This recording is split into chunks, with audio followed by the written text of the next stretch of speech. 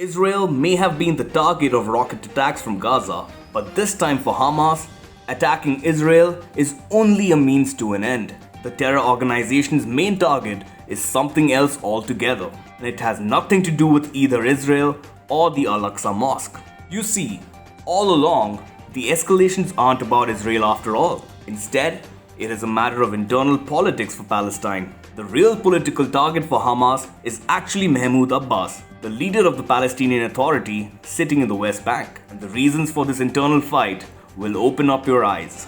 Hi and welcome to TFI Global, the foreign affairs and geopolitical analysis arm of the TFI Media Group. I am your host Rohan Sasdeva, and in this video, I shall tell you how one move by the Palestinians in the West Bank sent rockets blazing into Israel from Gaza.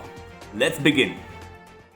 As the Israel-Gaza conflict escalates, not many have noticed how more people have actually died in Gaza due to Hamas rockets falling short than the actual number of casualties in Israel due to the rocket strikes. This is extremely symbolic of what Hamas aggression against Israel actually signifies. Hamas may have attacked the Jewish nation, but their real target is the removal of Fatah leader Mahmoud Abbas. To understand this, we must go back a few months. It's September 2020, Hamas, which runs Gaza, and Fatah, which presently heads the government in West Bank, decided to hold parliamentary and presidential polls in Palestinian territories for the first time since 2006.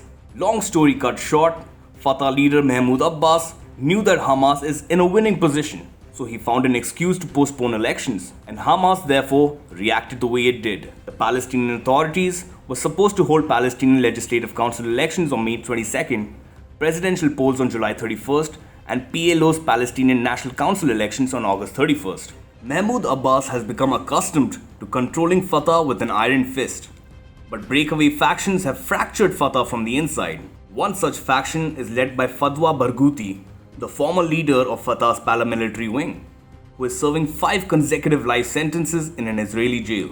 He has been behind bars since 2002, and his election bid is supported by Nasser al-Qudwa, Yasser Arafat's nephew. In March, Fatah was polling at 43%, as against Hamas's 30%. But Barghouti is expected to steal a big share of the Fatah vote. It is expected that 20 to 30% of the voters will choose Barghouti's faction, and most of these voters will abandon Fatah. Fatah is also facing the risk of losing some votes to the former head of Palestinian security, Mohammed Dahlan. A three-way division of the Fatah vote can really change the ultimate result of the Palestinian elections, effectively relegating Fatah to the second or even the third spot. Hamas, on the other hand, will be able to rise as the largest party in the council, giving it a chance at forming the government. But on April 29th, Abbas decided to postpone the elections indefinitely. The announcement wasn't really much of a surprise, and the Fatah leader found a handy excuse in East Jerusalem. You see, elections cannot be held in East Jerusalem without the participation of the Israelis, as the Palestinian Authority is banned from operating in the city. Israel has been dragging its feet from arranging Palestinian elections in East Jerusalem, and Fatah argues that polling cannot take place unless Palestinians from the city are guaranteed full protection. Hamas, of course, described the postponement of the elections as a coup. Hamas felt that it could gain a stronghold over West Bank, the one Palestinian territory currently out of its control. Around a week after the elections were postponed, massive protests erupted at the Temple Mount. The situation soon escalated into hostilities as Hamas launched a barrage of rockets targeting Israel.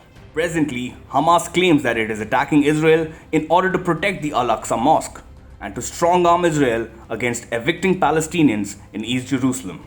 This is a part of Hamas's strategy to convince the Palestinians that it is their messiah. With attacks on Israel and correlation with what is viewed as the Palestinian cause, Hamas is building up a narrative of being the true protector of Palestine. This is the propaganda aspect of Hamas's attacks against Israel. However, their true objective is to gain control over the West Bank by using a deadly war to mobilize public sentiment in the Palestinian territories.